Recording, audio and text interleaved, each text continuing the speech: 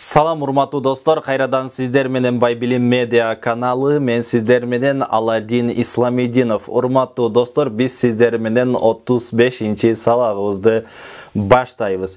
Биздин 35-чи сабагыбыз биздин орус тили практикалык курсу аттуу китептин болот. Биз сиздер менен 35-чи сабагыбызда творительный падежди өтөбүз. Творительный падеж бул көп функционалдуу падеж болуп саналат. Аны кыргыз тилине салыштыра турган болсок, бул эч бир падежге, эч бир жөндөмөгө түшпөй калышы мүмкүн. Бардык жөндөмөлөргө дээрлик түшөт бул. Ошон үчүн кыргыз тилиндеги эч бир падежди бул падежге салыштыра албайбыз. Мисал үчүн биз дательный падежди кыргыз тилиндеги барыш жөндөмөсүнө салыштырганбыз. Ал эми винительный падежди болсо табыш жөндөмөсүнө салыштырдык. Бул творительный падежди болсо биз көбүнчө чыгыш жөндөмөсүнө салыштырышат, бирок чыгыш жөндөмөсүнө дагы көбүнчө бул түшпөй калат, бири-бирине дал келбей калат. Ошон үчүн биз сиздер менен азыр творительный падежди бир четтен шашпай карап көрөбүз. Балким биз творительный падеж боюнча балким 4 сабак же балким 3 сабак тартабыз, буюрса алдыда. Ошон үчүн творительный падежди толук түшүнөм дей турган болсоңуздар, биздин кийинки сабактарыбызды дагы көрүңүздөр. Аманчылык болсо биз сөзсүз тартып чыгарабыз. Анда эмсе творительный падеждин эң биринчи творительный падеждин окончанияларын айта кетелин. Жекелик санда творительный падеж мужской жана средний роддо ом, ем деген окончания алат. Тагырагы мужской жана средний роддогу сөздөрдүн аягына ом же ем деген окончания кошобуз. Ал эми женский роддо болсо, урматтуу достор, ой же эй деген окончания кошобуз. Ой же эй деген окончания кошобуз. Анда бул ушул эрежени эстеп калыңыздар. Демек мужской роддо ом, ем деген окончания кошот экенбиз. Мужской жана средний роддо ом, ем деген окончания кошобуз.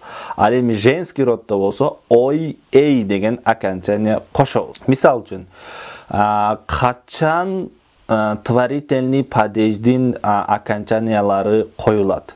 Мисал үчүн, быть деген этишти алып карай турган болсок, быть, болуу деген этишти алып карай турган болсок, быть деген этиш бул творительный падеждин этиши болуп саналат. Тагырагы быть, болуу деген сөздөн кийинки келген сөздөрдү биз творительный падеждин окончаниясын коюшубуз керек болот. Творительный падеждин окончаниясын коюш керек. Мисал үчүн, быть деген сөз бул учур чак, өткөн чак болот, жана келер чак болот. Мисал үчүн, я буду десек, мен адам болом десек, я буду дедик, демек человек. Демек человек деген мужской роддо, мунун аягына ом деген окончания кошобуз. Я буду человеком, мен адам болом. Я буду человеком. Андан кийин мен ата болом дей турган болсок, я буду отцом. Ом деген окончания кошобуз мужской роддо. Я буду отцом. Мен электрик болом дей турган болсок, мисал үчүн, я буду электриком. Я буду электриком деп айтабыз. Ом деген мужской роддо окончания кошобуз. Демек, я буду электриком. Андан кийин чемпион бол десе, демек чемпион деген сөздүн аягына биз ом деген окончания кошубуз керек болот. Будь чемпионом. Будь чемпионом. Чемпион бол. Эй, друг, эй, досум адам бол десе, эй, друг, будь человеком. Ом деген окончания. Эй, друг, будь человеком. Эй, досум адам бол. Менин балам электрик болот дей турган болсок, мисал үчүн, же болсо менин балам сантехник болот дей турган болсок, мой сын будет сантехником. Мой сын будет сантехником. Менин балам сантехник болот. Демек, Урматтуу достор, мужской родто бұл сөздердің аяғына ом деген окончание қошабыз. Ом деген окончание қошабыз. Ал эми мужской род болып, эгерде мягкий знак менен аяқтай турган болсо, мужской род мягкий знак менен аяқтай турган болсо, биз ага ем деген окончание қошабыз. Ем деген окончание қошабыз. Мисал үчүн учитель, писатель, анан строитель дегендердин аяғына демек ем дегенди қошабыз. Мисал үчүн учителем деп, мисал үчүн строителем деп, водителем деп, мисал үчүн ем деген окончаниялар кошобуз. Мисал үчүн мен мугалим болчумун десек, я был учителем. Я был учителем. Мисал үчүн я был учителем деп айтабыз. Мен Москвада айдоочу болчумун десек, я был водителем в Москве. Я был водителем в Москве деп айтабыз. Я был водителем в Москве. Ал башкаруучу болчу десек, мисал үчүн правитель десек, демек правитель деген сөздүн аягына ем деген окончание кошобуз. Он был правителем. Он был правителем. Он был правителем тогда. Ал ошол кезде башкаруучу болчу. Мисал үчүн сен тарбиячы болосуң десең, воспитатель. Воспитатель аягы л мягкий знак менен аяктап жатат, мужской род. Демек бунун аягына биз творительный падежде ем деген окончание кошобуз. Ты будешь воспитателем. Ты будешь воспитателем, сен тарбиячы болосуң. Ты будешь воспитателем болот. Андан кийин ал куруучу болот дей турган болсок, он будет строителем.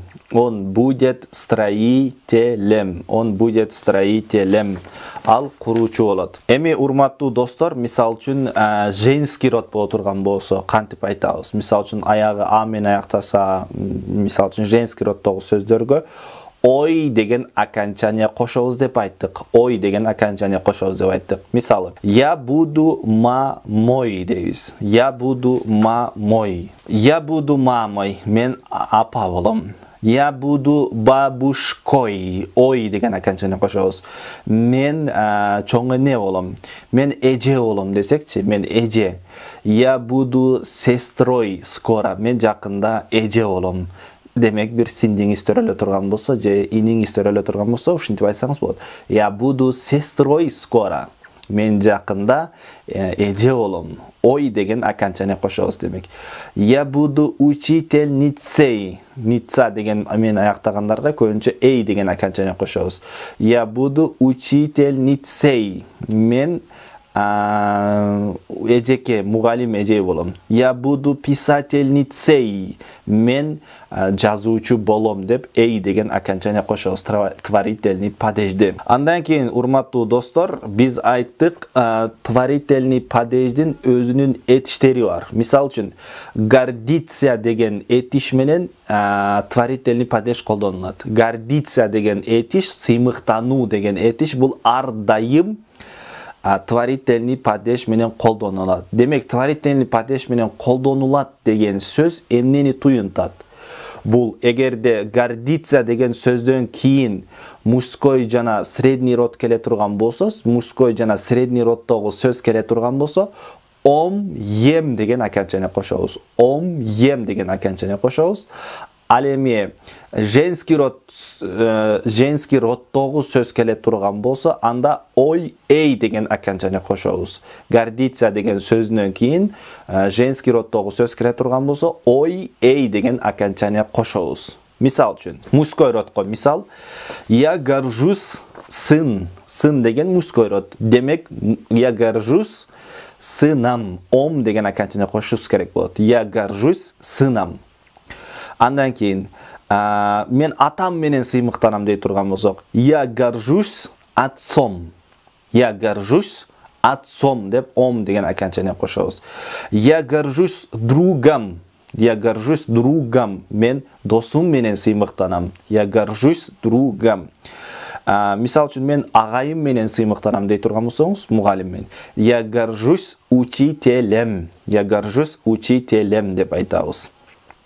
Андан кейін ал эми женский родтогуларды кантип айтабыз? Женский родтогу сөздөрдү кантип айтабыз? Мисал үчүн, я горжусь мамой. Мен апам менен сыймыктанам. Демек гордиться деген сөздүн горжусь деген сөз, гордиться деген сөздүн учурчагы. Я горжусь мамой. Мен апам менен сыймыктанам. Ой деген окончание кошобуз. Я гордился бабушкой. Гордился деген бул өткөн чакта, мен сыймыктанчумун бабушкой чоңонем менен. Гордился бабушкой чоңонем менен сыймыктанчумун. Эжем менен сыймыктанчумун деп женский роддогу айта турган болсок, я гордился сестрой. Я гордился сестрой. Мен эжем менен сыймыктанчумун. Эми мен мугалим эжекем менен сыймыктанчумун десем, я горжусь учительницей. Я горжусь учительницей. Мен мугалим эжем менен сыймыктанам болот. Андан кийин, урматтуу достор, мисал үчүн дагы башка этишти алып карай турган болсок, управлять деген сөз, мисал үчүн управлять, башкаруу деген, управлять деген этиштен кийинки келген сөз дагы творительный падежде болуш керек. Творительный падежде болуш керек дегени кандай түшүнөбүз? Бул сөздүн мааниси кандай? Мисал үчүн, управлять деген сөздөн кийин мужской же средний роддогу сөз келе турган болсо, ом, ем деген окончание коюлат. Ом, ем деген окончание коюлат. Ал эми женский роддогу сөз келе турган болсо, ой, эй деген окончание кошулат. Эсиңиздерде болсун, ой, эй деген окончание кошулат. Мисал үчүн, я управляю государством. Демек государство деген средний роддо, демек мужской средний родго ом, ем деген коебуз дедик. Я управляю государством. Мен мамлекетти башкарам болот. Мен мамлекетти башкарам болот. Мы управляем миром. Биз дүйнөнү башкарабыз. Мы управляем миром. Мен мисал үчүн бизнести башкарам десек, кантип айтабыз? Сиздер деле айтып көрсөңүздөр болот. Я управляю бизнесом. Демек, ом деген окончание кошобуз. Мен магазинди башкарам дей турган болсок, я управляю магазином, да? Я управляю магазином. Ом дейбиз. Демек, мужской роддогу сөздөр келе турган болсо, управляю, управляешь, управляем деген. Кыскасы, управлять деген этиштин ал өткөн чагы болобу, учур чагы болобу же келер чагы болобу. Ушул сөздөн кийинки келген сөздөр эгер мужской роддо болсо, ом, ем деген коебуз. Ал эми женский роддо болсо, ой, эй деген окончание коебуз. Азыр эми биз сиздерге женский роддогу мисалдарды келтиребиз. Мисал үчүн, мы не управляем судьбой. Мы не управляем судьбой. Биз тагдырды башкарбайбыз. Мы не управляем судьбой. Судьба женский род болгон, демек ой деген окончание кошобуз. Мы не управляем судьбой. Мен өлкөнү башкарам десек, страна, демек женский род, демек ой деген окончание коюшубуз керек болот. Я управляю страной деп айтабыз. Я управляю страной. Андан кийин, сен подружкаңды башкарасың, подругаңды башкарасың десек, ты управляешь подругой. Ты управляешь подругой, сен подружкаңды башкарасың. Биз техниканы башкарабыз деп айтмакчы болсок, мисал үчүн техника а болот, демек женский род, демек ой деген окончание кошобуз творительный падежде. Мы управляем техникой. Мы управляем техникой болот. Биз техниканы башкарабыз. Мисал үчүн, бир тууган агам фирманы башкарат десек, фирма а менен аяктап атат. Демек кандай окончание кошобуз женский роддо? Сиз айтыңызчы. Демек ой деген окончание кошобуз. Брат управляет фирмой. Брат управляет фирмой. Мына ушинтип, урматтуу достор, эгерде женский род келе турган болсо, ой деген окончание кошосуздар, ал эми мужской средний род келе турган болсо, ом, ем деген окончание кошосуздар. Андан кийин, эми компания ия менен аяктаган сөздөр болсо, аларга женский роддо эй деген окончание кошобуз. Мой отец управляет компанией. Мой отец управляет компанией. Менин атам компанияны башкарат. Мой отец управляет компанией. Да? Эми президент управляет Россией. Президент управляет Россией. Президент Россияны башкарат. эй деген окончание кошобуз. Мисал үчүн, твой отец управляет организацией. Сенин атаң организацияны башкарат болот. Твой отец управляет организацией болот. Мына ушинтип управлять деген сөздү колдонуп кете бересиздер, урматтуу достор. Андан кийинки биздин кийинки этишибиз интересоваться деген сөз дагы творительный падеж менен колдонулат. Интересоваться плюс творительный падеж. Бул эмне деген билдирет? Интересоваться плюс творительный падеж бул демек интересоваться деген сөздөн кийинки келген сөздөр творительный падеждин окончаниясын алат. Творительный падеждин окончаниялары кандай болот? Демек мужской род жана средний роддо ом, ем деген окончания кошот экенбиз. Ал эми женский роддо болсо ой, эй деген окончания кошобуз. Демек, мисал үчүн, я интересуюсь дедик. Интересуюсь, мен кызыгам. Демек, спорт деген сөздү коебуз. Спортко кызыгам дей турганбыз. Я интересуюсь спорт болсо эми мужской роддо ом деген окончание коебуз дедик. Демек мужской родко ом деген окончание коюшубуз керек болот. Я интересуюсь спортом. Мен спортко кызыгам. Я не интересуюсь спортом. Мен кызыкпайм дей турган болсок дагы. Я не интересуюсь спортом. Мен спортко кызыкпайм. Мисал үчүн, менин балам тенниске кызыгат десек. Мой сын интересуется теннис болду. Демек мужской род ом деген окончание коюшубуз керек болот. Мой сын интересуется теннисом. Теннисом болот. Мисал үчүн, мен бизнеске кызыгам дей турган болсок, я интересуюсь бизнесом. Я интересуюсь бизнесом болот. Демек, интересоваться деген сөздөн кийин мужской род келе турган болсо, биз ага ом деген окончание кошобуз деп айттык. Я интересуюсь бизнесом. Мен бизнеске кызыгам болот ошондо. Эми бир адамга да кызыга турган болсоңуз, мисал үчүн, мен Бекзатка кызыгам дей турган болсоңуз, я интересуюсь Бекзатом. Я интересуюсь Бекзатом. Мен Бекзатка кызыгам. Эми мужской роддо жана средний роддо ом, ем деген окончание кошот экенбиз.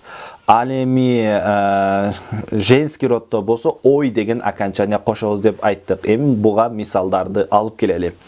Мисал үчүн, я интересуюсь политика дей турган болсок. Я интересуюсь политика.